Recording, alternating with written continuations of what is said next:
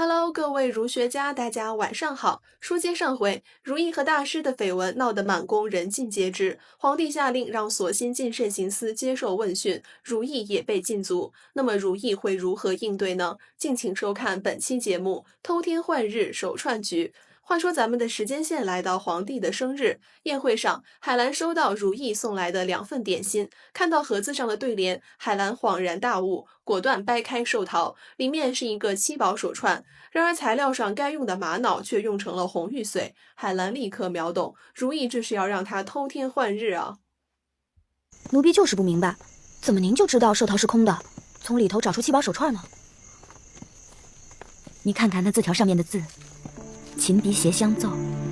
从前在钱底学琴的时候，姐姐曾经说过，这琴音之美不在于弦，而在于目；目鸣之妙不在于实，而在于空。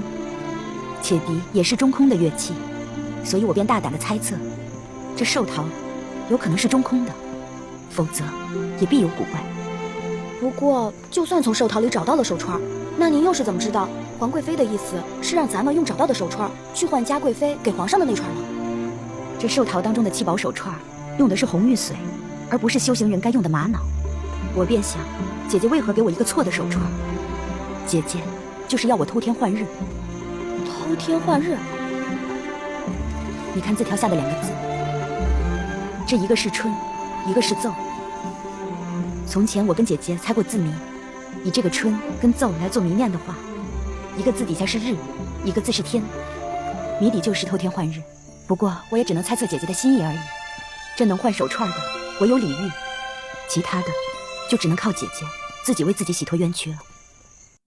这个剧越是解说到后面，我就越讨厌海兰这个人物。如意明摆着就是个自私鬼，都没把海兰当人看，嫌他越俎代庖的时候就冷暴力，现在深陷流言需要帮手了，又想起这件趁手的工具了。放到现实的关系里，不管如意是我的什么人，手串局一出，我都不会再搭理他了。前面为了大蛋的事情你搞冷暴力，可以理解为三观不同，现在你出了事儿，想出来的自救方法竟然是让我去冒险偷换证物，感情又是我在前面冲锋呗。说真的，就算是雇个杀手，你也得给人家报酬，培养个死士，你也要先跟人家约定好善后问题。现在是啥好处都不给，啥风险预案都没有，直接让海兰去冲锋，这事儿也就如意干得出来，而能接受这个任务甚至甘之如饴的也就海兰了。另外我们再看如意传递消息的这个方法，我不知道是编剧有意为之还是凑巧，我觉得如意传递给海兰的信息其实还是有一定的解读空间的，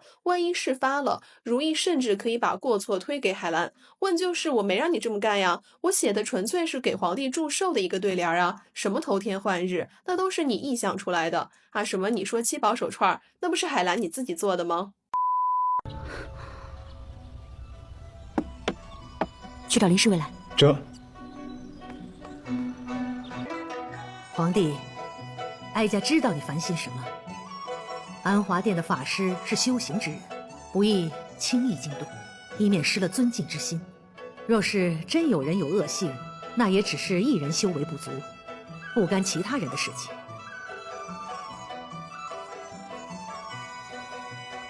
臣妾明白太后的意思，如今臣妾协理6宫，安华殿一切供应如旧，只是为防嫌隙，臣妾加派人看守，不许嫔妃与宫人们再出入了。拘禁慎刑司受拷问的也只有所心及那夜巡守拾到证据的那几个侍卫，事情不要搞得太大。臣妾会提醒慎刑司的。哀家和皇帝说几句话，你一个劲儿的插什么嘴呀？臣妾知道了。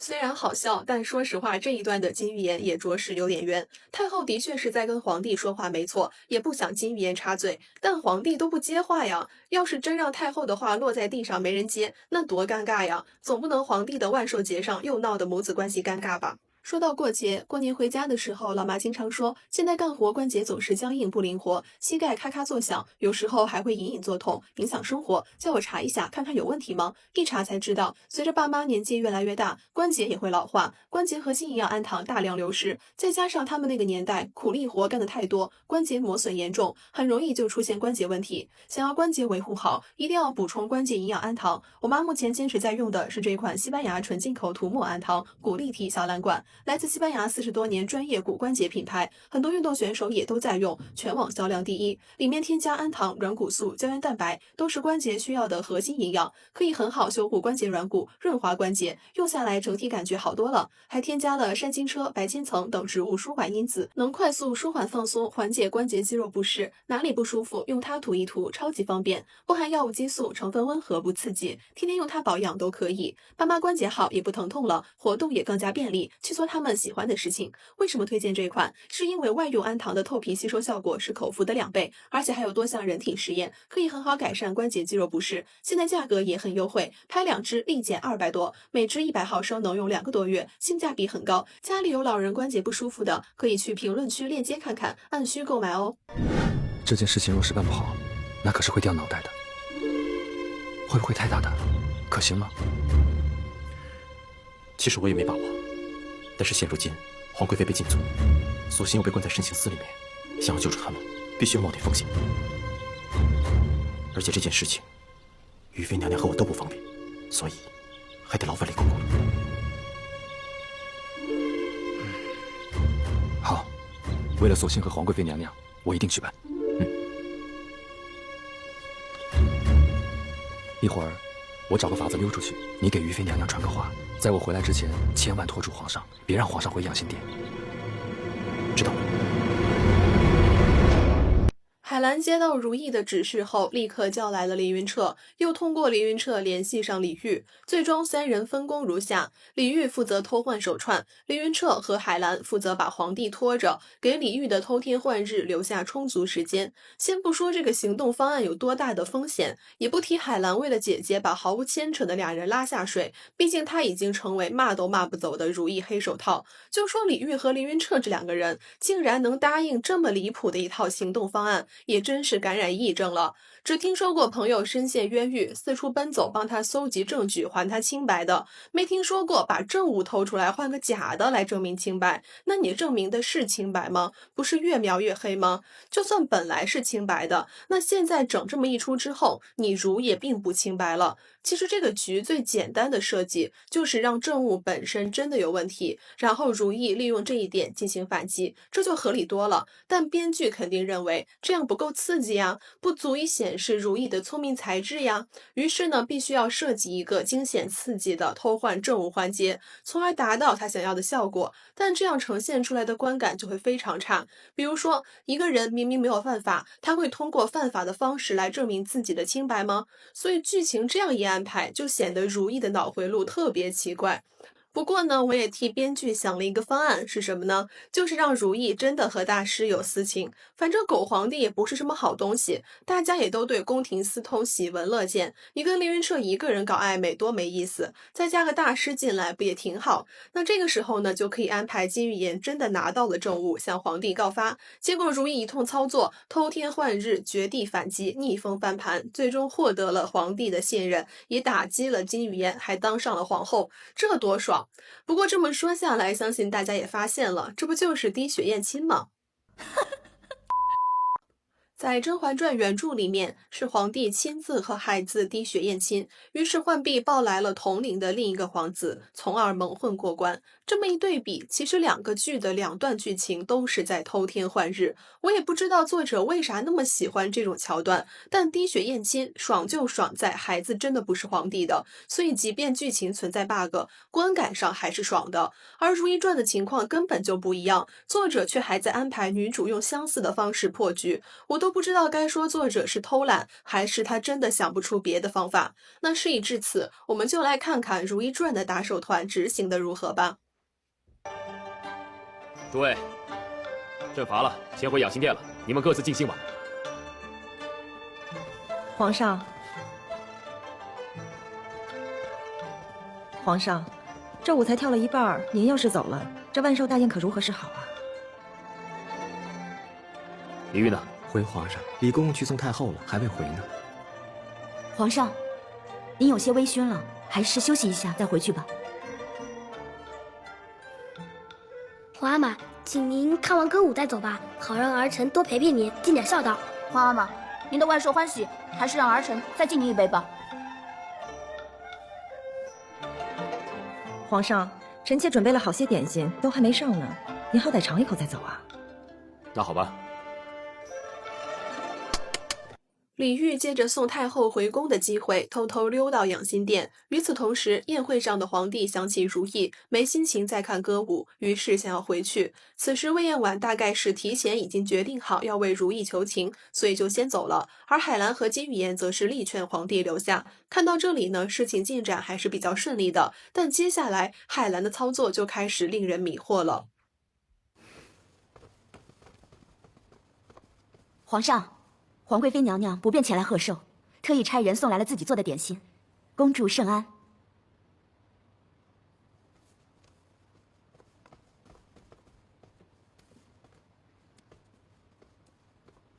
虽然有些简薄，却是皇贵妃娘娘亲手所做，也是一片真心。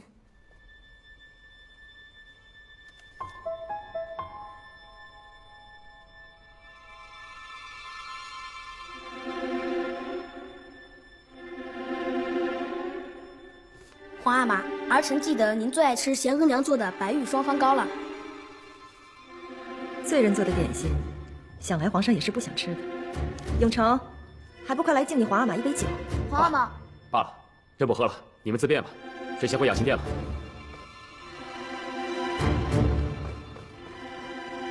恭送皇上。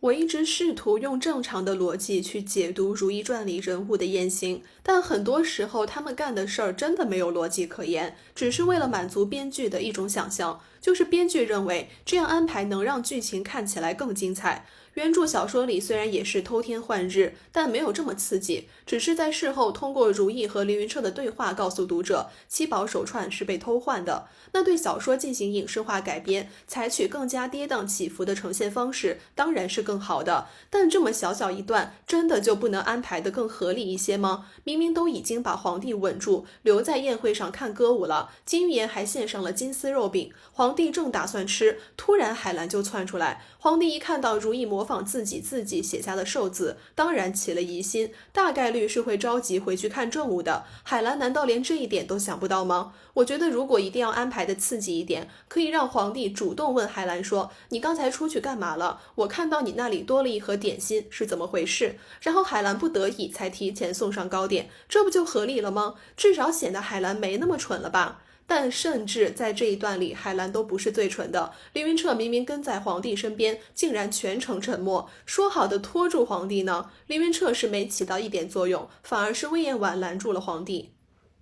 请皇上万安。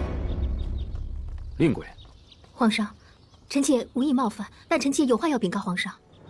这个凌云彻，我是让他拖住皇上吗？这不，皇上回来了。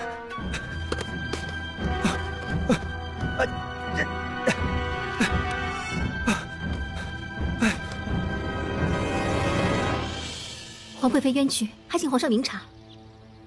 皇贵妃不是那样的人，请您还她一个公道。你要跪便跪着。皇上。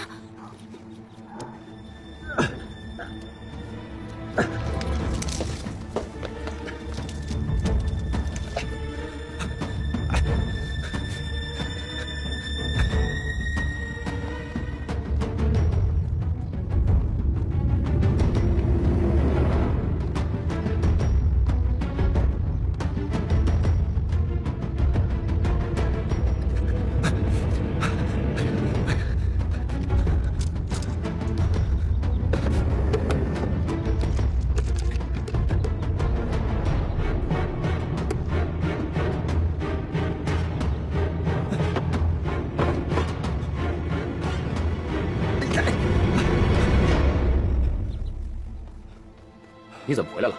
你不是送太后回去了吗？回皇上话，奴才送完太后，想着皇上喝得微醉，怕夜风着凉，就说回来拿条盖毯给您送过去。至此，七宝手串是偷换成功了，但这么拍就显得如懿打手团的三个人一个比一个蠢。先是莫名其妙跳出来导致皇帝提前回宫的海兰，然后是全程沉默起不到一点作用的凌云彻，最后又是笨手笨脚差点暴露的李煜。编剧到底明不明白？这样编排虽然是惊险刺激了，然而一段优秀的剧情，其惊险刺激并不应该是由于角色的蠢笨导致的。而是正反双方的斗智斗勇，亦或是难以想象的意外情况，通过主角对反派的回击，或是主角对意外的巧妙化解，来达到让剧情跌宕起伏的效果，同时也能显现主角团的智慧与协作。类似的影视作品有很多，大家或多或少应该都看过，我就不列举了。但像《如懿传》拍成这样的，还真挺值得作为一个典型的失败案例写进教科书的。皇上移驾翊坤宫。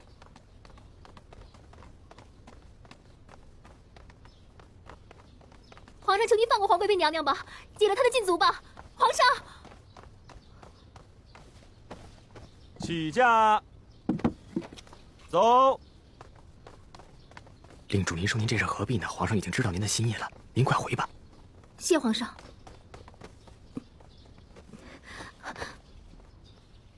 主儿，您说咱们跟皇贵妃非亲非故的，您何必这么点眼的去替她求情？没个结果，犯不上啊。纯贵妃已然失势，嘉贵妃风头正劲，这皇贵妃眼看着就要登上皇后的宝座了，却冷不丁落下个私通的罪名。那么你们猜猜，这3人当中，谁最有可能成为未来的皇后？这自然是嘉贵妃最有希望了。可是您在这个节骨眼上还替皇贵妃求情，岂不是更得罪了嘉贵妃吗？无论我如何低三下四，嘉贵妃都会容不下我的。皇贵妃若有一丝沉冤得雪的机会，我今日就没有白跪。她会记得这份雪中送炭之情。我不赌其他，就赌皇贵妃在宫中经营这么多年，不会任由别人把自己逼上绝路的。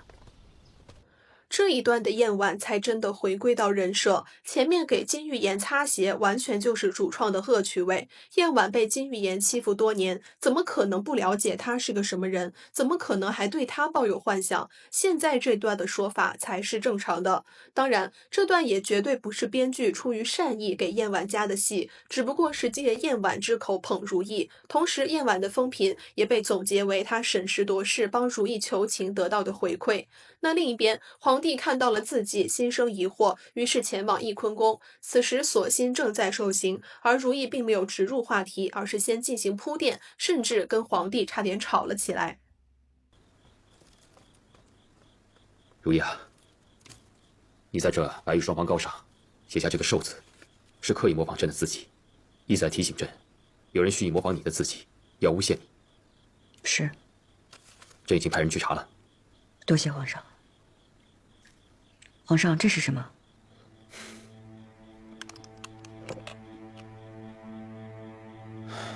这段日子，这些东西，朕连看都不想看。于是叫李煜把它封存起来，锁在养心殿。但刚才在崇华宫，你让人为朕送上了白玉双方糕，朕知道你有话要说。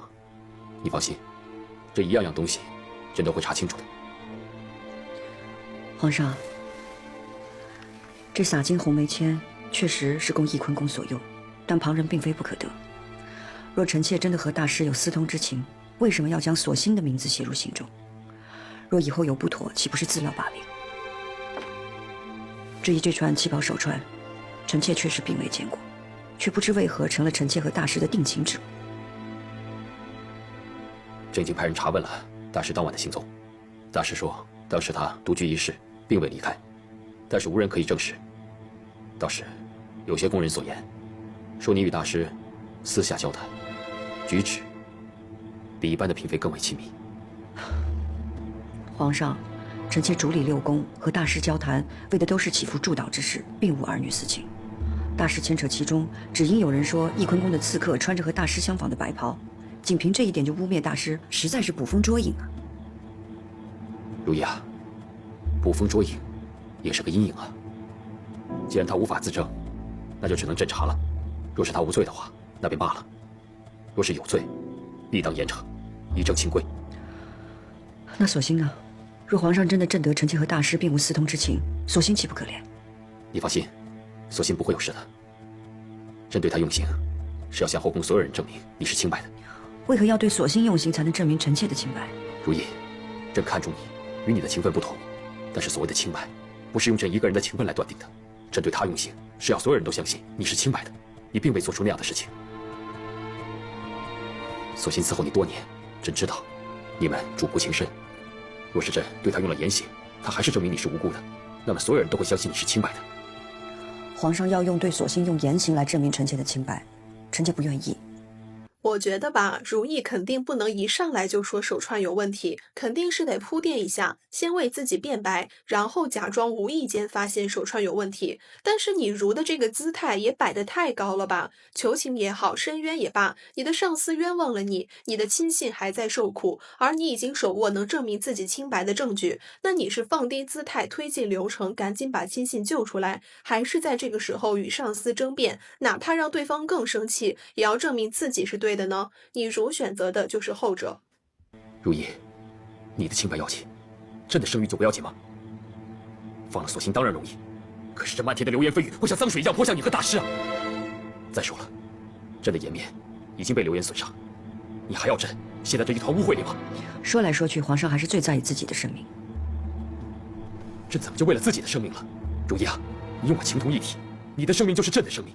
再说了，朕不就是为了你要去除你身上的污点，维护咱们共同的声誉吗？